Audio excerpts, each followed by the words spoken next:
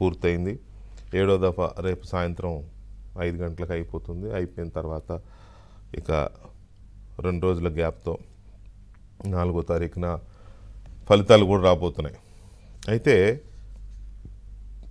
ఈ 7 దఫాల్లో దేశవ్యాప్తంగా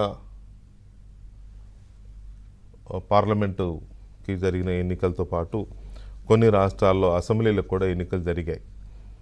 అరుణాచల్ ప్రదేశ్కి అయితే రేపు 2వ తారీఖునే అసెంబ్లీ ఎన్నికలు కూడా ఉన్నాయి. అయితే ఇక్కడ ఆంధ్రప్రదేశ్కి 13వ తేదీన 4వ విడతలో 13వ తేదీన పోలింగ్ అయిపోయింది. ఫలితాల కోసం వెయిటింగ్ అందరూ. 21 రోజులు పోలింగ్ తేదీ, కౌంటింగ్ తేదీ తీసేస్తే 21 రోజుల భరించలేని ఉత్కంఠ. అట్లాగే ఆ ఫలితాలు ఎలా వస్తాయి ఏంటి అని పార్టీలో పెద్ద టెన్షన్, పార్టీ అభిమానులు, ఆయా పార్టీల అభిమానుల్లో పెద్ద టెన్షన్, పోటీ చేసిన అభ్యర్థుల్లో టెన్షన్. ఇది ఉండడం సహజం. ఎందుకంటే చాలా వ్యయ ప్రయాసాలకు వచ్చి చేసిన పోటీ, భవిష్యత్తు మీద ఏదైనా ఆశలతో చేసిన పోటీ, ప్రజల్లో కూడా తాము ఓటు వేసిన వాళ్ళు గెలుస్తారా, ఇంకెవరిని గెలుస్తారా, తమ రాష్ట్రానికి మళ్ళీ ఏ పార్టీ అధికారంలోకి వస్తుంది, ఎవరు ముఖ్యమంత్రి అవుతారు, లేకపోతే దేశంలో మళ్ళీ ఎవరు ప్రధానమంత్రి అవుతారు, ఏ పార్టీ అధికారంలోకి వస్తుంది, ఇలాంటివన్నీ రాజకీయపరమైన ఇంట్రెస్ట్ చాలా ఉంటుంది ప్రేక్షకులకి, అంటే మొత్తం ప్రజలకి. సో 4వ తారీఖున కౌంటింగ్ అయిపోయి వచ్చేది అసలు ఫలితం. బహుశా ఆ రోజు 11-12 గంటలకే మనకు ఒక ట్రెండ్ అర్థమైపోతుంది. దేశంలో ఎవరు అధికారంలోకి రాబోతున్నారు, ఆంధ్రప్రదేశ్లో ఎవరు అధికారంలోకి రాబోతున్నారు, తెలంగాణలో ఎవరు ఎక్కువ లోక్సభ స్థానాలు గెలిచే అవకాశం ఉంది, వీటిల్లో 12 గంటలకల్లా ఒక క్లారిటీ వచ్చే అవకాశం ఉంది. ఇక అది ఆ ట్రెండ్ అలాగే ఇంచుమించుగా కొద్దిగా అటు ఇటుగా కంటిన్యూ అవుతుంది. 2 గంటలకల్లా పూర్తిగా ఇక అయిపోవచ్చే పరిస్థితి వస్తుంది. 3, 4, 5ంటికి ఏమైనా ఉంటే చివరికి ఏమైనా చిన్న చిన్న సాంకేతిక ఇబ్బందులు రావడం, ఈవీఎంలు అట్లాంటివి ఏమైనా ఉంటే 5 గంటలకి చివరి ఫలితాలు కూడా వచ్చేస్తాయి. ఇది 4వ తేదీన జరిగేది, అదే అసలైన ఫలితం. కానీ రేపటి కోసం చాలా ఉత్కంఠగా ఎదురు చూస్తున్నారు దేశమంతా. ఆంధ్రప్రదేశ్ అయితే ఇంకా చాలా ఉత్కంఠగా ఎదురు చూస్తుంది. ఎందుకు? రేపు ఎగ్జిట్ పోల్స్ ఉన్నాయి. ఎగ్జిట్ పోల్స్ అంటే అందరికీ తెలిసిందే. ఈ సర్వే చేసే సంస్థలు చాలా ఉంటాయి, ఏజెన్సీలు, సంస్థలు. వీళ్ళు ఎన్నికలకు ముందు, అంటే ఎన్నికల సంఘం ఒక పీరియడ్ నిర్దేశిస్తుంది, ఈ డేట్ నుంచి ఈ డేట్ వరకు ఎలాంటి సర్వేలు చేయకూడదు, వెల్లడించకూడదని. బట్ చేస్తారు. సోషల్ మీడియాలోనో వాటి ద్వారానో వదులుతారో నడుస్తూనే ఉంటాయి. అయితే ఎన్నికలకు ముందు పీపుల్స్ ఒపీనియన్ అనే పేరుతో, ప్రజాభిప్రాయం పేరుతో చేసి ఈ పార్టీ గెలిచే అవకాశం ఉంది, ఆ పార్టీ గెలిచే అవకాశం ఉంది, ఈ నాయకుడు గెలిచే అవకాశం ఉంది, ఆ నాయకుడు గెలిచే అవకాశం ఉందని చెప్తారు. మళ్ళీ పోలింగ్ రోజు హడావుడిగా పోలింగ్ రోజు ఉదయం 7 గంటలకు ఓటింగ్ ప్రారంభం అవుతుంది కదా, అప్పటి నుంచి మొదలుపెట్టి మధ్యాహ్నం 2 గంటల వరకు 3 గంటల వరకు హడావుడిగా ఆ ఓటింగ్ జరిగే తీరుని విశ్లేషిస్తూ, అలాగే వచ్చిన ఓటర్లు కొంతమందితో మాట్లాడి, ఓటింగ్ జరిగిన రోజు ఫలితాలు ఇలా రాబోతున్నాయి, వీళ్ళు గెలిచే అవకాశం ఉందని చెప్పి దాన్ని ఎగ్జిట్ పోల్ అంటారు. సరే, అది ఆ రోజు ప్రసారం చేయకూడదు యాక్చువల్గా. అయితే ఈ ఎగ్జిట్ పోల్ చేసే సంస్థలు మనకు తెలుసు, నికార్స్గా ఎగ్జిట్ పోల్ చేసే సంస్థలు నాట్ ఈవెన్ 10 to 20% ఉంటాయేమో. ఒక 100 సంస్థలు ఉన్నాయనుకోండి, ఒక 10 నుంచి 20 సంస్థలు మాత్రమే నిజాయితీగా ఎగ్జిట్ పోల్ చేస్తారు. అంటే ఏ ఓటేసే ఓటర్లని అభిప్రాయం అడుగుతారు. మిగతా వాళ్ళంతా అంతకుముందు చేసిన ఒపీనియన్ పోల్స్నో, లేకపోతే అసలు ఏ పోలు చేయకుండా ఇంట్లో కూర్చొని రాసుకోవడమో, లేకపోతే వీళ్ళు చేసిన వాటిని యావరేజ్ చేయడమో, చాలా సాగు తెలివితేటలు, అతి తెలివితేటలు చాలామందికి ఉంటాయి, చాలా ఉంటాయి. అలాంటివి చూపించే ప్రయత్నాలు జరుగుతాయి. తర్వాత ఇప్పుడు ఇలాంటి గ్యాప్ ఎక్కువ వచ్చినప్పుడు భలే ఆడుకుంటారు ప్రజలతో, ప్రజల మనోభావాలతో, ప్రజల మైండ్తో, పార్టీలతో.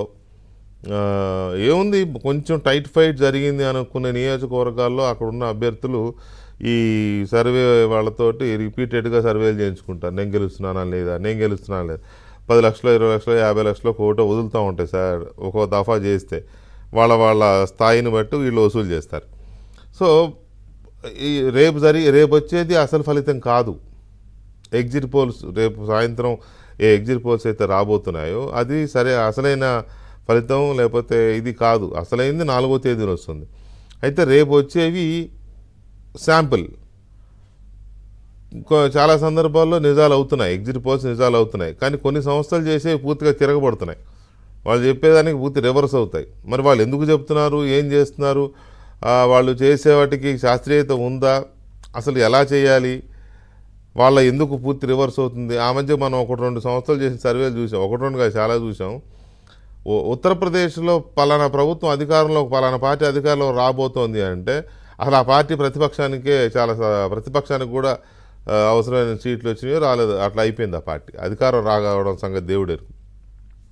ఇట్లా కర్ణాటక ఎలక్షన్స్ అప్పుడు కూడా అలాగే జరిగింది. మరి ఆ సంస్థలు ఎలా చేస్తున్నాయి, ఎందుకు చేస్తున్నాయి, ఊరికనే చేస్తున్నాయా లేకపోతే అక్కడ కూర్చొని రాస్తున్నాయా, ఈ సంస్థలో ఎలాంటి నష్టం జరుగుతోంది, ఎన్నికల ప్రక్రియకి పార్టీలు ఎలా నష్టపోతున్నాయి, అభ్యర్థులు ఎలా నష్టపోతున్నారు, ఇవన్నీ ఒక అంశం.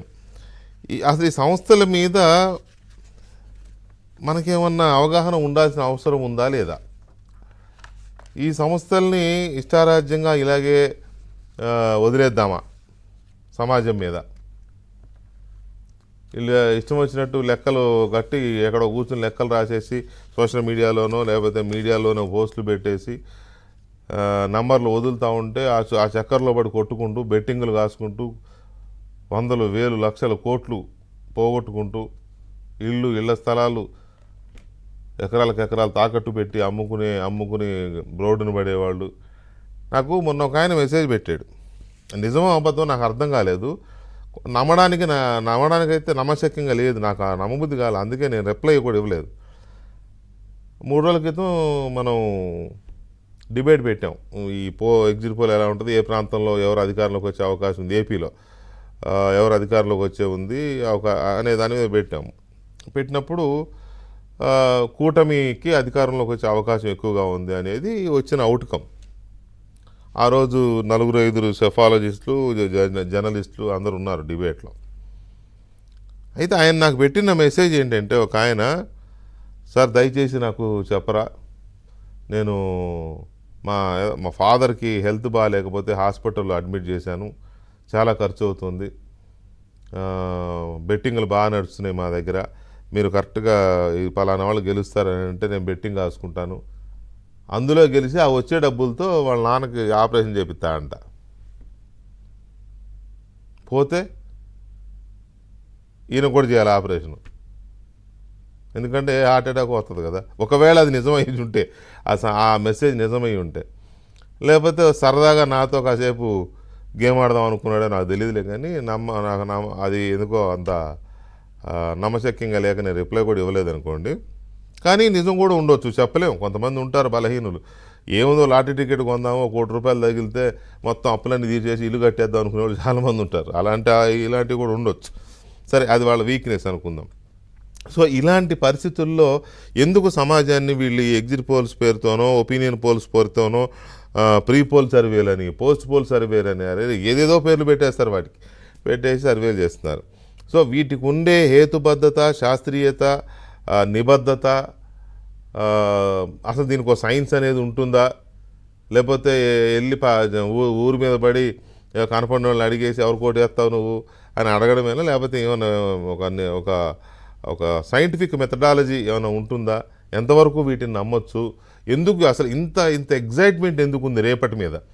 4వ తారీఖు మీద సంగతి తర్వాత, అసలు రేపటితో సగం బీపీలు తగ్గిపోయేలాగా ఉన్నాయి. రేపు ఈవినింగ్ ఎగ్జిట్ పోల్స్ చూస్తే అంత ఎగ్జైట్మెంట్ ఫీల్ అవుతున్నారు చాలామంది, ఈ రాజకీయాల మీద ఇంట్రెస్ట్ ఉన్న వాళ్ళు, ప్రజలు కూడా. సో దీని మీద మనం